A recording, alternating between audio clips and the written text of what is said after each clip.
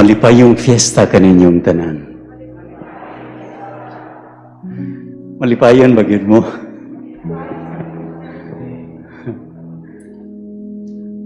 May nga fiesta kay walay utang, no? Nya wa ko makakita sa inyo mga mata nga mga bilar. Wala may disco.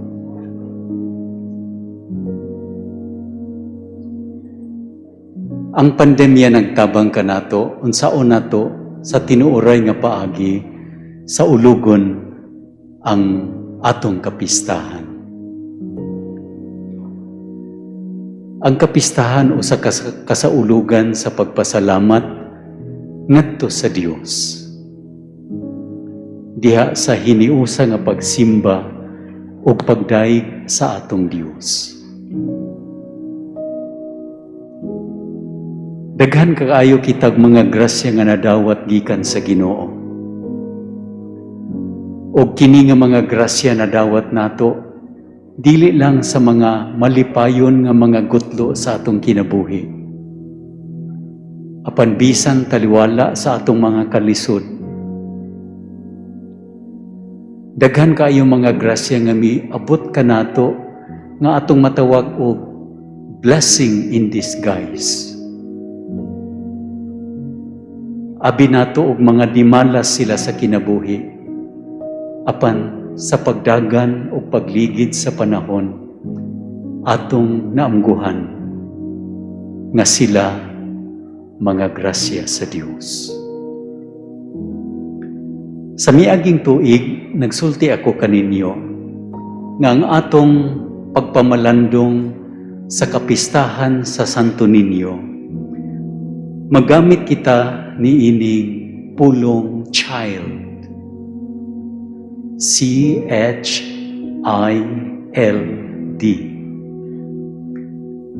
Og matag tuig mo focus kita sa usa ka letra. Sa miaging tuig, we reflected on the letter C. Ug unsay atong kahulugan sa letter C? Change, no? Pagbag-o, kabag-uhan. Kung ang inahan na gani, kung usa ka babae magsabak sa usa ka bata, muusab kini sa lawas sa inahan, o kung iyan ang mapahimugso ang maong bata, ang bata muusab sa dagan sa pamilya. Bisan sa ilang budget, the baby, the child will affect the way we use our money. Magdako ang bata, mueskwela na ang bata, mausab gayud ang dagan sa atong kinabuhi. The child has the power to effect change in our lives. Maungas sa dihang si Jesus, nahimong usa ka bata, matud pa sa atong unang pagbasa. Ang kalibutan nakakita og kahayag. Kahayag nga nagdanag sa atong mga kangitngit. Ug ang pagkatawo ni Jesus nagdala og kabag-uhan sa dagan sa atong kinabuhi og direksyon sa atong kasaysayan. Karong tuiga, karong kapistahan nato 2021. Atong pamalandungan ang sunod nga letra, letter H.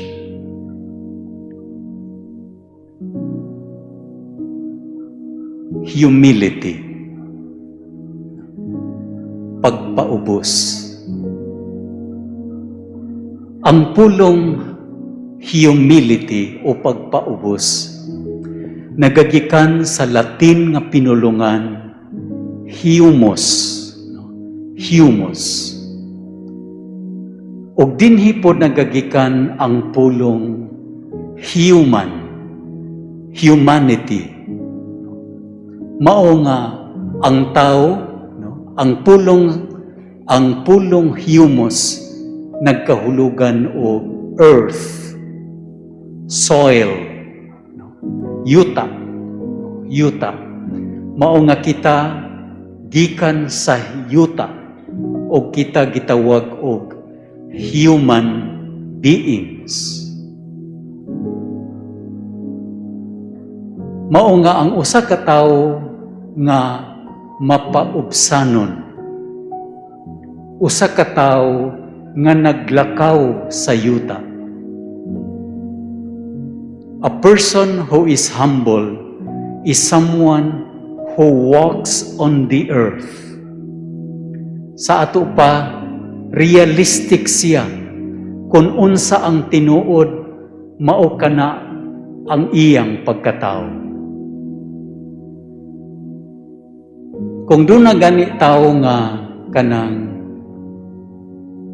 dili humble, no, dili mapaubsanon, atong tawgon siya nga garboso o tigpakaaron ingnon. Ang usa ka tawo nga tigpakaaron ingnon, nagpakita siya sa butang sa gawas nga dili tinuod diha sa sulod. It is not grounded on reality. Mao nga ang usa ka tawo nga hambugero o tigpakaaron ingnon atong gitawag og ay hangin man, no? Hangin, no? Kahangin ba dinhi, no? Hangin kaayo. Kung naa na gani maghinambog, no? Mag-ingon ta atong expression, kahangin ba kaay dinhi, maay dinhi kadiliigang, no? O hangin kaayo. No? Kung kining mga namaypay karon gitaparan og mga hambugiro, di na sila mamaypay, no? O tungod kay humble man ang ilang mga abay, no?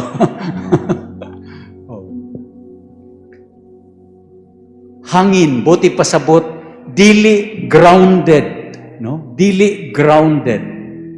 A humble person is someone who is walking on the earth, grounded.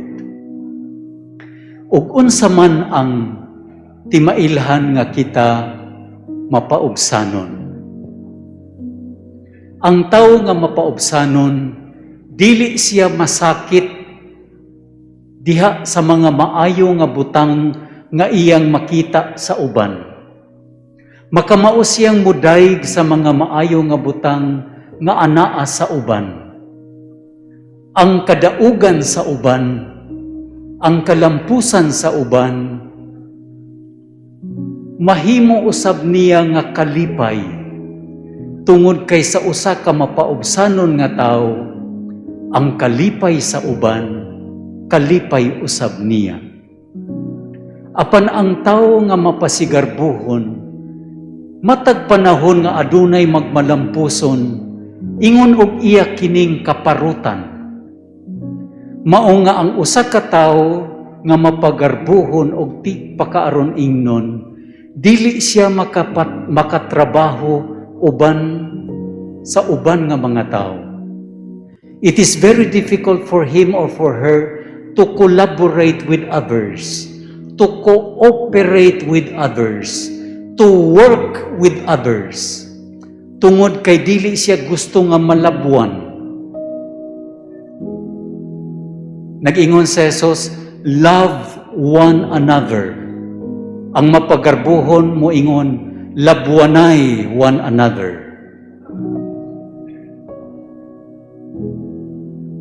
Once the person is successful, ang atong tawag sa atong kaugalingon, failure.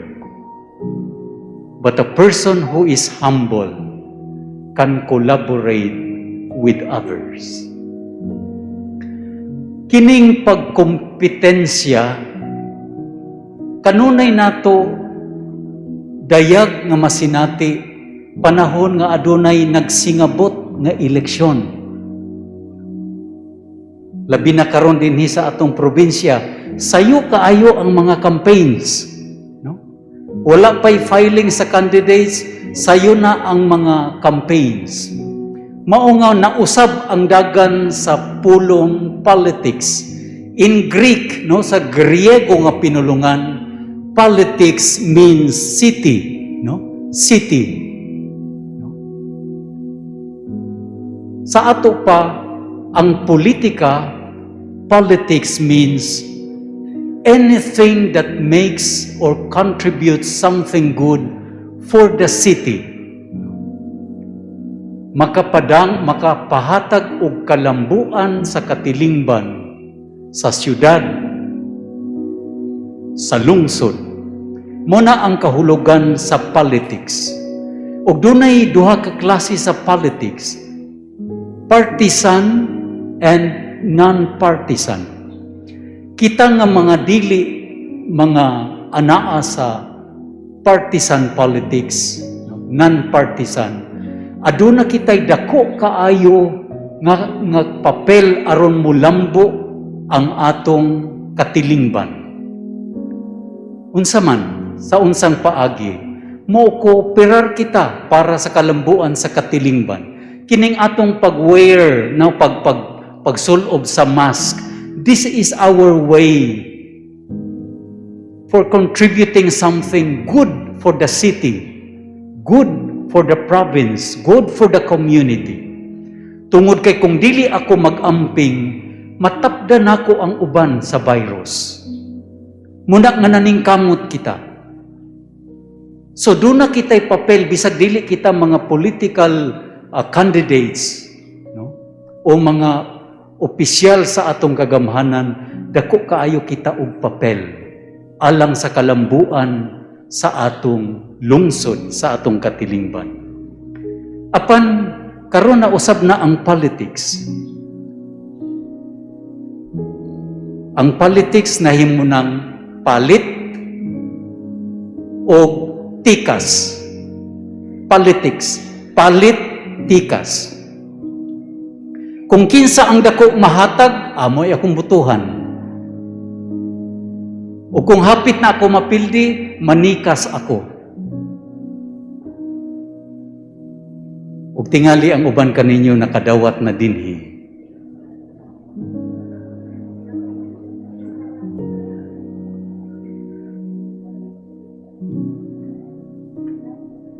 Kung ang atong mga butante magpapalit sa ilang katungod,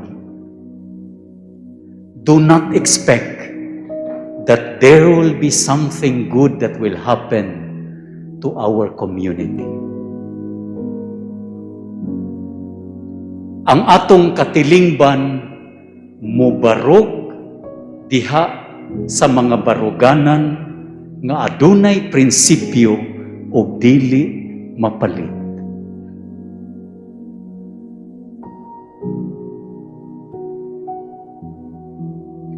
Ang original nga kahulugan sa politics is good for the city, the common good for the community. Ug dili nato ibaylo ang kaayuhan sa atong katilingban tungod lang sa kwarta nga lumalabay. Mao nga nindot kaayo mga igsuon to work in collaboration for the common good, in collaboration with each other. Kay diha mapakita nato ang atong tinuod nga pagkatao, nakagamot sa kamatuuran, ug unsa ang kamatuuran, we live for the good of the community. Wala kita mataw para lang sa atong kaugalingon nga kaayuhan. And a humble person can collaborate with others for the common good. Makatrabaho kitang tanan, makakooperar kitang tanan, magkahiusa kita, aron atong mapalambo ang atong katilingban. Ang usa ka mapaubsanon nga tawo nagpuyo diha sa kamatuoran. Ug unsa man ang kamatuoran nga atong pagapuy-an. Si Jesus sa atong ebanghelyo nagtawag siya og usa ka gamay nga bata.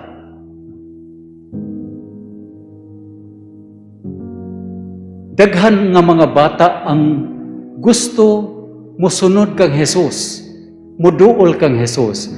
Apan sumala pa sa atong ebanghelyo, gikan sa ebanghelyo ni San Marcos, gibabagan sila sa mga tinunan. Nganuman, tungod kay dili nila gusto nga kining mga saba kaayo nga mga bata mukuha sa atensyon ni Hesus, og dili na siya makahatag sa iyang atensyon ngadto sa mga hamtong. Ang mga hingkod nahimong babag aron ang mga bata muduol kang Hesus. Apan gibadlong ni Hesus ang iyang mga tinunan, ug ning-ingon siya, paduula kanako ang mga bata. Nindot kaayo na siya nga lihok, no? Kana lang nga lihok, puno na sa atong mga pagtulunan. Paduula kanako ang mga bata. Gusto ni Hesus nga ang mga bata muduol kaniya.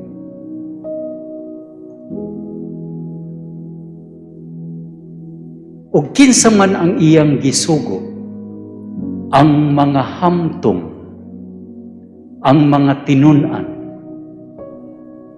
sila nga nagbabag aron makaduol ang mga bata kang Hesus, sila ang gigamit ni Hesus para sila makaduol kang Hesus. Sa ato pa, ang kamatuoran nga gusto ni Hesus nga atong puy-an mao kini.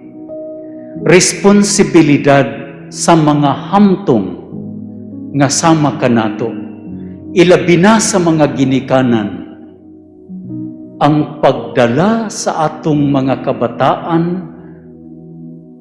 duol kang Hesus.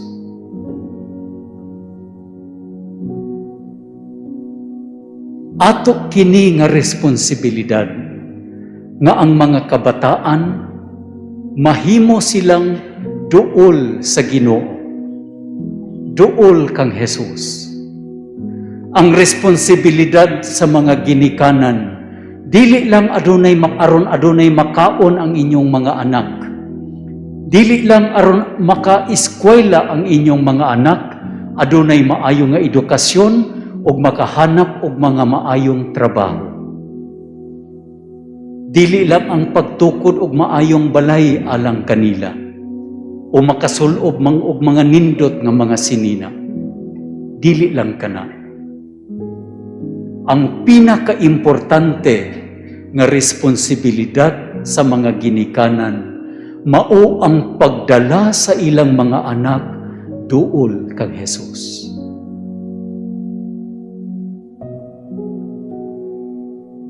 Mao nga ang dili matambalan nga kasakit sa usa ka ginikanan kung ang iyang mga anak dili makasulod sa langit. Ang dako nga kalipay sa usa ka ginikanan mao nga kung atoa siya sa langit, makita niya ang iyang mga anak. Ang mga ginikanan mao ang unang katikista sa mga anak. Ug unya sa dihang nakaduol na ang mga bata, gipanalanginan sila ni Hesus. Ug unya iyang gikugos ang mga bata. Ug nag-ingon sa Hesus, kung kinsa kaninyo ang gustong makasulod sa gingharian, dili kamo makasulod sa gingharian kung dili kamo mahisama ni ining gamay nga bata. Unsa man ang kamatuoran nga gusto ni Jesus nga atong matun-an. Ang usa ka bata dili mabuhi kung dili siya atimanon,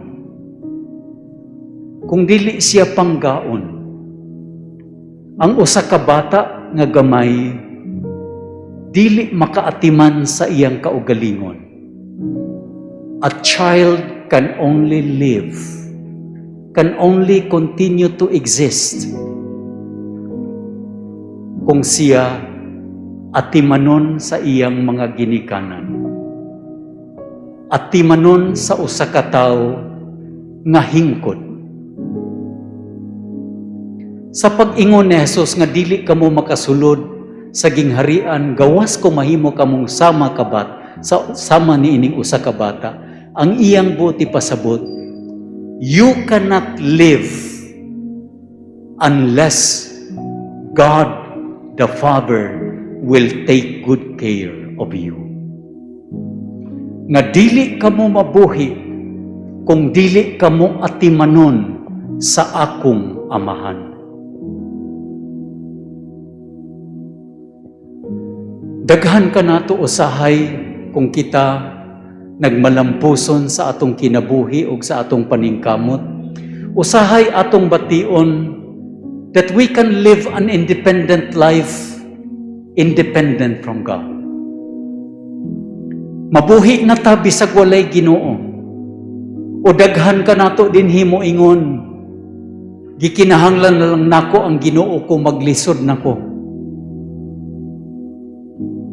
Mao nga mangayo ta og panabang o grasya sa Ginoo kung lisod na kaayo ang kinabuhi sa pagkatinuod ang pagtulunan sa simbahan mahitungod sa grasya, the theology of grace. For us Catholics mao ang grasya naglihok sa sinugdanan before, during, and after. Dili ang grasya naglihok kung lisod na kaayo ang kinabuhi. Ang grasya naglihok sa sinugdanan pa, sa atong panghuna-huna, sa atong mga pangandoy, ug sa atong pagbuhat niini. Mao nga kung duna kitay plano, ang atong una pangutan-on sa atong kaugalingon, ipangutana sa atong kaugalingon. Ginoo, unsay imong gusto nga mahitabo karong adlaw? Unsay imong akong gusto buhaton? Dili nga magplano kita ug unya ato dayong pabinditahan. Dili kinahanglan magampo kita sa dili pa kita magplano. Sa mga magtiayon nga sige mag-away ug unya maghuna-huna pagbulag. Aduna ba'y panahon sa dili pa kamo magplano pagbulag nga magampo kamo og mangutana, Ginoo, mao ba gayud kini imong gusto sa among pamilya, sa among kamingyoon? Kadtong mga batan-on nga magpadayon na sa ilang pag-eskwela o magpili na og kurso. Apil ba ang Ginoo sa iyong pagpili sa kurso? Unsa man ang inyong mga pangutana, basin ang ato mga pangutana para lang sa kaugalingon. Unsa nga kurso nga akong gusto para ako makasapi, para ako maayo og kaugmaon? Have you ever asked the question that will do something for the common good? Unsa ang kurso nga akong kuhaon, kabuton, aron ako makatabang sa uban.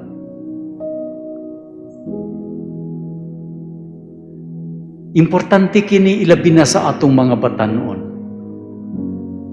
We always think of the common good.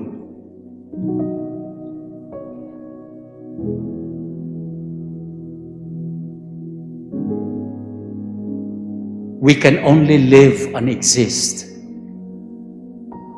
if God takes care of us. Mao nga kung ingon niini ang Ginoo, nagatiman ka nato. Mahimo kitang tinuod og hingpit nga tao. We become truly human. Kung ang gibuhat sa Ginoo kanato nga pag-atiman, ato pod nga buhaton ngadto sa uban. Ug unya, nag-ingon ang Ebanghelyo, gikugos ni Jesus ang mga kabataan.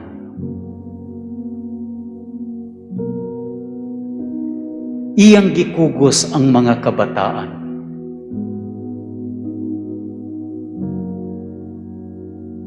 Tingali, bisan kita mga hingkod. Usa sa mga malipayon nga panahon, niadtong mga gagmay pa kita nga mga bata, kanang kuguson ta sa atong nanay ug tatay. Di ba? O sa atong lolo ug lola, o sa atong igsuon, kanang kuguson ta. Kana bitong sabakon ta, no? Sabakon ta. Ya, sige ta magkatawa kung sabakon ta tungod kay gitik-gitikon ta sa atong mga ginikanan, unya palihoko nila ilang paa nga muraog nagsakay tag kabayo, no? Lipay kayo ta ana sa una. Ambot kung ang mga ginikanan gabuhaton pa pagyapon ninyo, no? But that is a very joyful moment for us as kids. Ug dili lang kita malipayon, kundili kung sabakon kita sa atong ginikanan o niadtong mga tao nga nagmahal kanato. Ang atong pagbati is we feel safe.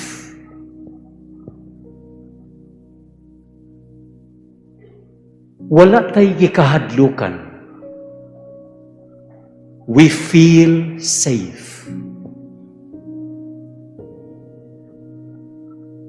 Nagtuo kita nga kung sabakon kita sa atong ginikanan, walay makapasakit kanato. Walay makadagmal kanato. The lap of our parents are the safest place for a child.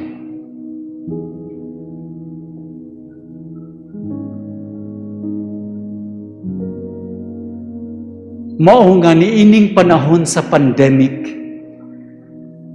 nga kita nga mga anak sa Dios kanunay nahadlok. We always feel unsafe. Ang Ginoo nagpahinumdum kanato nga iyang mga anak nga mubalik kita sa iyang sabakan. Kay diha sa sabakan sa Dios, we will feel safe. Because in this pandemic, the safest place is to place ourselves in the hands of God.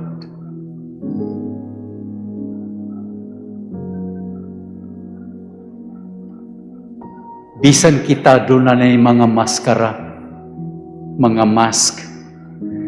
Bisan kita og nabakunahan na, pero wala pagyoy makasigurado that we are all safe.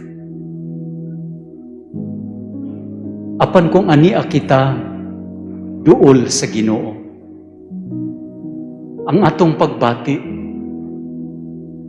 nga kita adunay kasiguruhan tungod kay adunay Dios nga Amahan nga nag-amping kanatong tanan.